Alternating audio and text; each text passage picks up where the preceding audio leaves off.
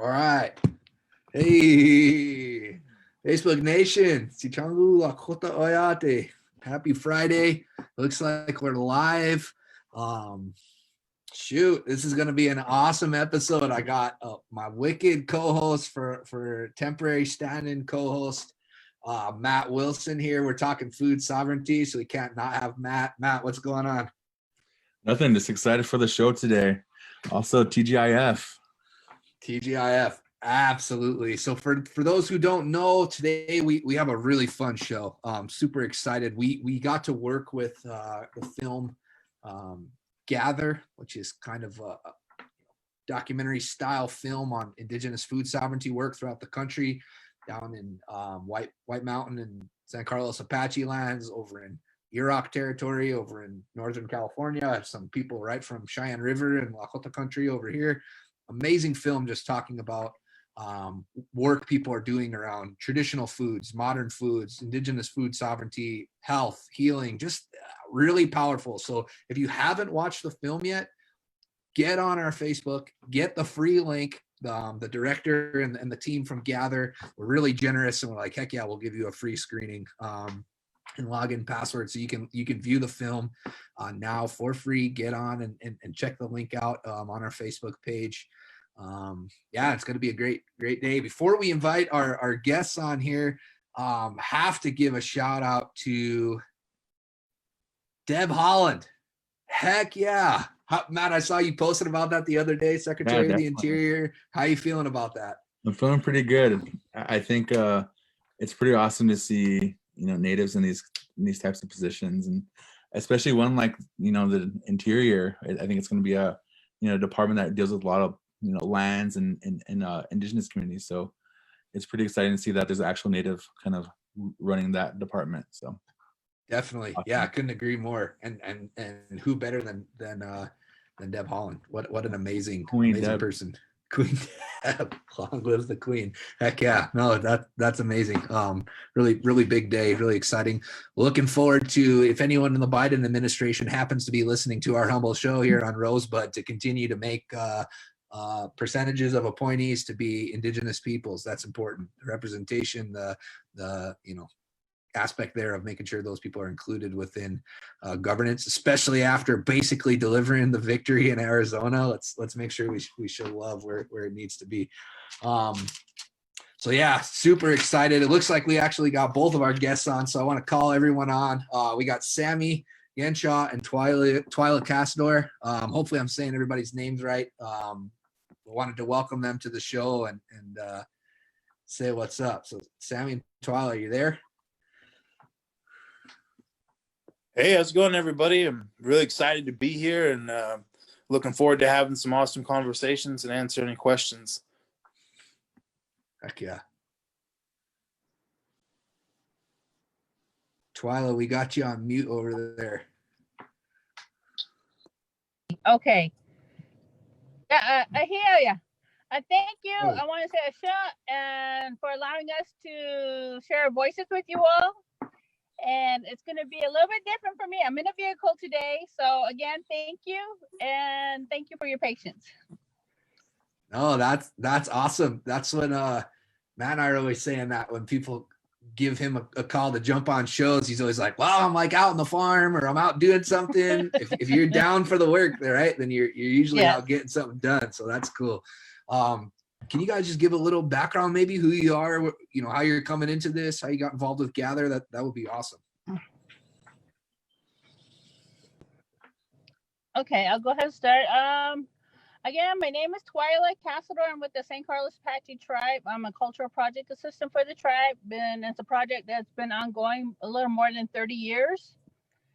It's what my job entails is re-infusing the knowledge that was acquired during that time frame when interviews were conducted with elders that were in their 70s and 80s, and you're talking about in the early 90s, people that were in their 70s and 80s that were raised by their grandparents, and they had a stronger sense of knowledge of the traditional methods and values and foodways and also food sources. So what I do is extract all the food source information and translate it back into English. And what I do is work with the elders that, for the elders that are still living, going back with those interviews, and how you can say it is revisiting all those foodways and understanding more in a deeper sense, in a traditional sense, in a spiritual sense, in a cultural sense, in a respectful sense. But using that knowledge and really creating a different way of looking at food instead of just looking at groceries, but understanding where our food came from, the history of food, but also the healing aspects of it, and using that knowledge to really address the health crisis in our communities and health disparities in our communities, but also infusing all that knowledge using traditional methods, not how you can say, not using this colonized method of putting you in a classroom and reading books and, oh, this is this, and memorizing. No, you're going out there and meeting your relatives, whether it be in the water, the mountains, the plants, but you're meeting your relatives. And it's like meeting your relatives for the first time for a lot of these young people. And it's just an amazing project. I love what I do. I love the work we're doing.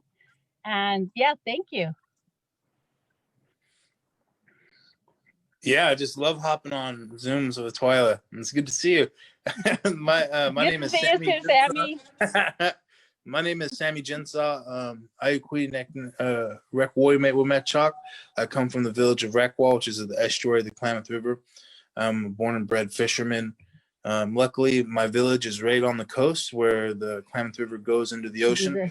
I do a lot of mussling. I do a lot of, we do some clamming, we do seaweed, but we also do the mushrooms, salmon, deer meat, we get elk meat. So I'm very, I'm thankful to be where I'm from, and I'm thankful to be able to connect with other indigenous communities.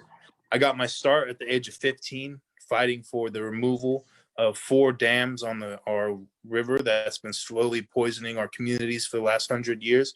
And I'm happy to say within the last month, we've struck a deal with support by now Vice President Kalma Harris to remove these dams on our river. And it was going to be the largest dam removal in the history of the world. And it's going to happen because of, the love and dedication of indigenous people who's been fighting for generations. And it's awesome to be part of this experience. And, I've had the pleasure of sharing that experience with indigenous people from around the world, from deep into the Amazon jungle over into the Borneo Islands. And so I'm excited to share space with you guys today, and especially on one of my favorite topics right now, food sovereignty.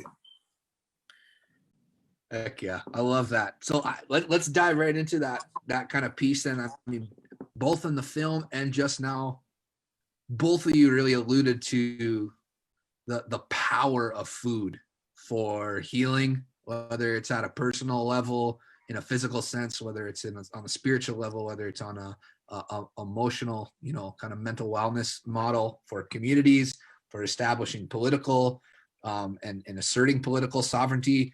How did you both find your way to food? How did that become what it means to you and be a vehicle for the work that you're doing today? What was your journey to that place? Okay, I'd like to start on that one. I grew up with it, and that's the big difference. I mean, that's a little bit different in comparison to some other individuals that didn't grow up with it. I grew up with parents that weren't dependent on a government system. They they grouped their own food. We hunted, we gathered, we practiced what our grandparents had taught us. So it was a little bit different for me, but when I got into a school system, and you got to a point where people will say, oh, they're so poor, they can't buy food.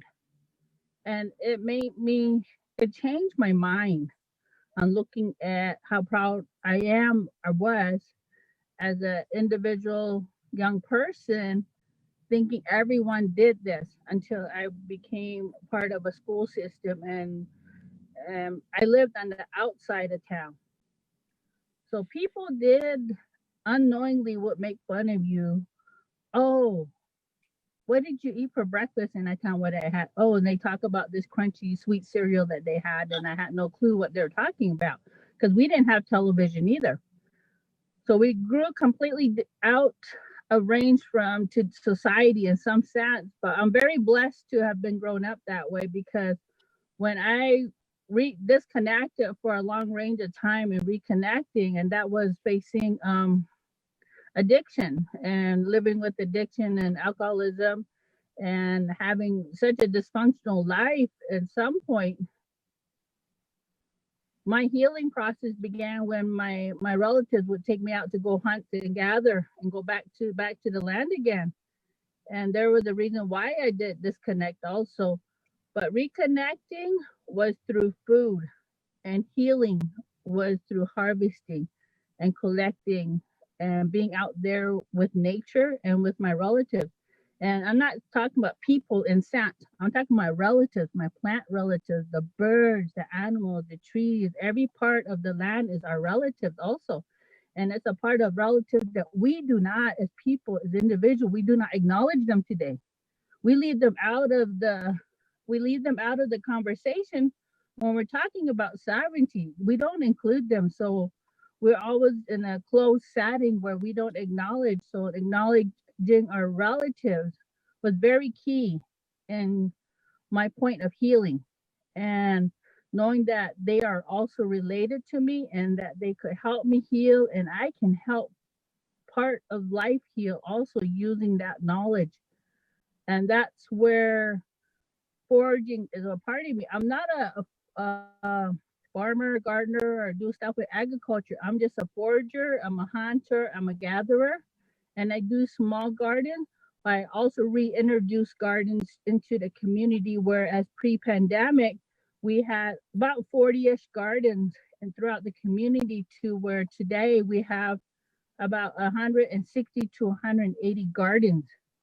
And a lot of it was due to concerns of food security, but also going back to those traditional values and traditional knowledge of gardening and planting and being self-sustaining.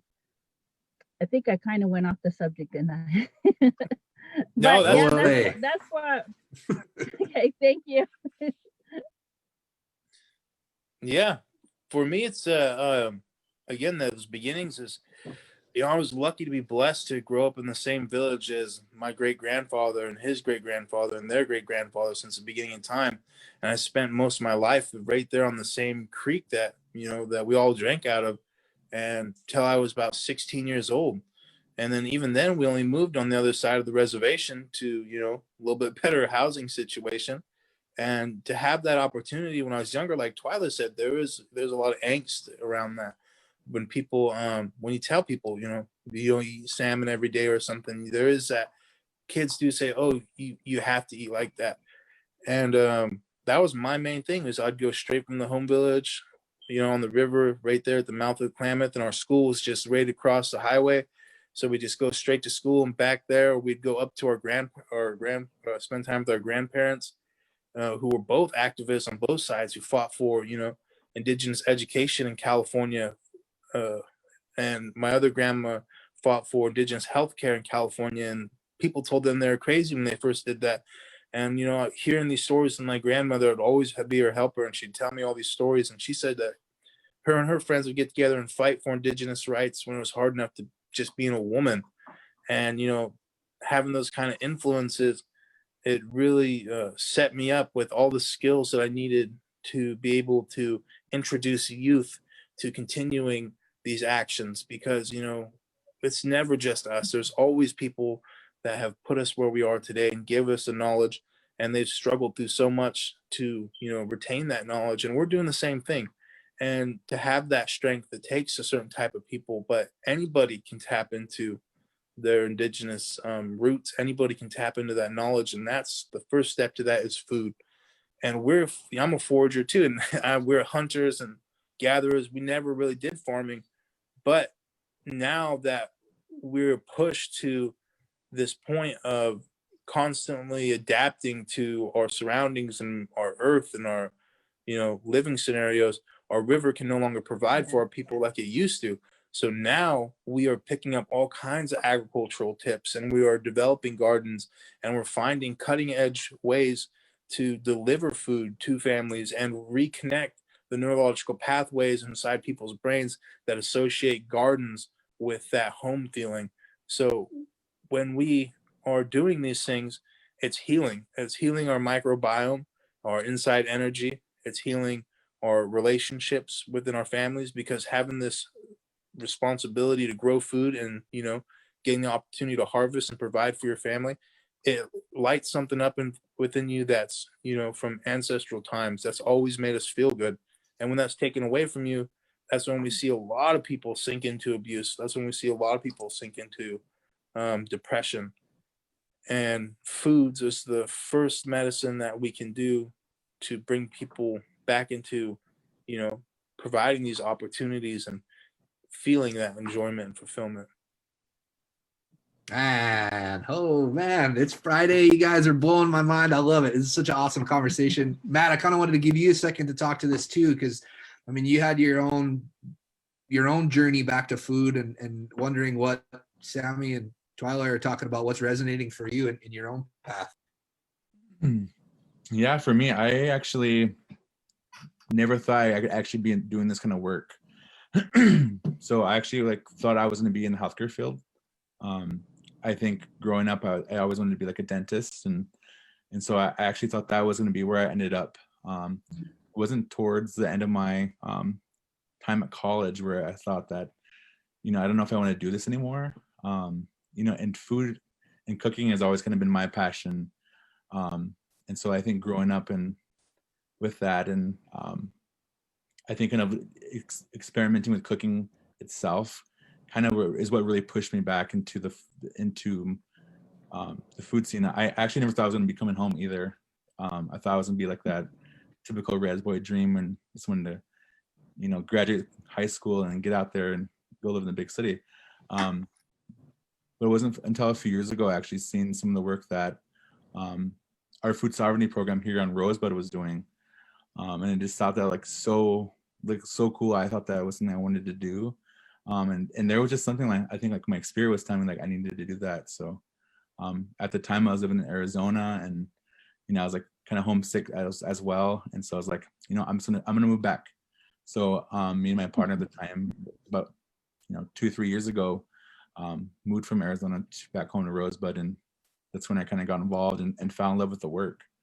I would still say cooking is still kind of my passion, but along the way, I've learned how to grow and harvest, and I think harvesting actually has been the coolest thing for me in terms of connecting with my own identity as a Lakota. So that's kind of where my journey's been.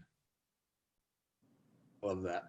Also, Sammy, something you were just building on, and I kind of wanted, it was a really powerful quote from the movie that made me stop, and I wanted to kind of ask you guys. I was taking notes last night. I was sitting on my floor watching the film, and I was like, man, I better write some notes or I'll be all forgetful tomorrow. But it was this idea of being born with the burden of being indigenous in this time. That was one of the quotes that you were basically talking about. If we don't learn and pass down things that we know, Twila, you're talking about relatives that you grew up with that were living this way, and now you're kind of here doing this today with younger people, that there's a world where that doesn't get passed on, where people don't get to know that. And I just wanted to kind of talk to all of you about that, and to kind of ask, what has your experience with that looked like, and how has that motivated you? All of you work with young people. I was so moved by the film, Twila, watching you harvest with your niece, I believe. That was really special and heartwarming to see. Sammy working with a lot of young men in the ancestral guard. Matt, just the work you do with young people in the gardens and the harvesting. Talk a little bit about that quote and that work that y'all do. Yeah, for me, what it comes down to is, today, to be indigenous, there's so many people, and we're taught that you have to learn these things to keep them alive.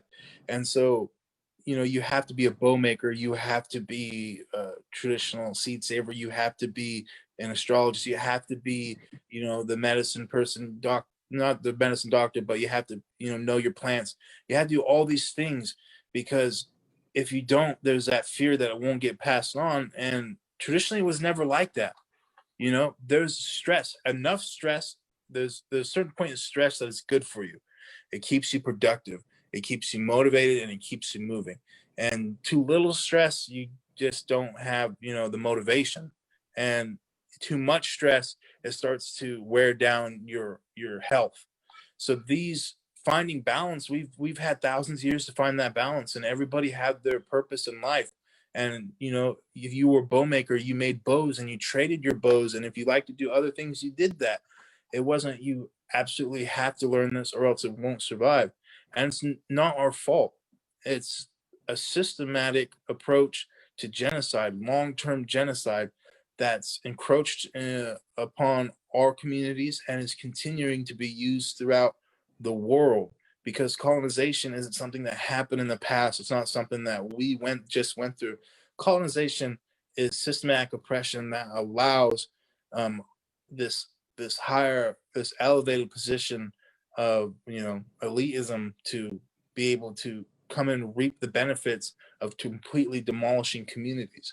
And that is something, as an American society, if you're understanding what I'm saying right now, you've been colonized, but you haven't been colonized to the point of no return. So, having that humbling experience and understanding that myself is saying we have to acknowledge that, yes, we have to learn as many things as we can so they don't get lost. But we don't need to hoarder that up to ourselves. We need to share that and make sure everybody's doing their part. If you see somebody that's doing woodwork, teach them what you know about it. If you see somebody planting stuff, teach them what you know about it. Fishing, we teach what we know about it. And so that way it relieves a lot of stress on your daily duties. And so that's the mentality we got to get back into, because we've been forced or people been getting tokenized for knowing everything in our community. You know what I mean? When back in the days, it was never like that. Everybody had their piece. Everybody worked together. It was a well-oiled, system that kept our community sovereign, that kept our communities going. And we're getting to the point where our people no longer have to live in fear of getting massacred anymore. So we see this resurgence of indigenous liberation that we have to water, and we have to help tend grow. And so a lot of sacrifices, but luckily there's people out there who are tending to it.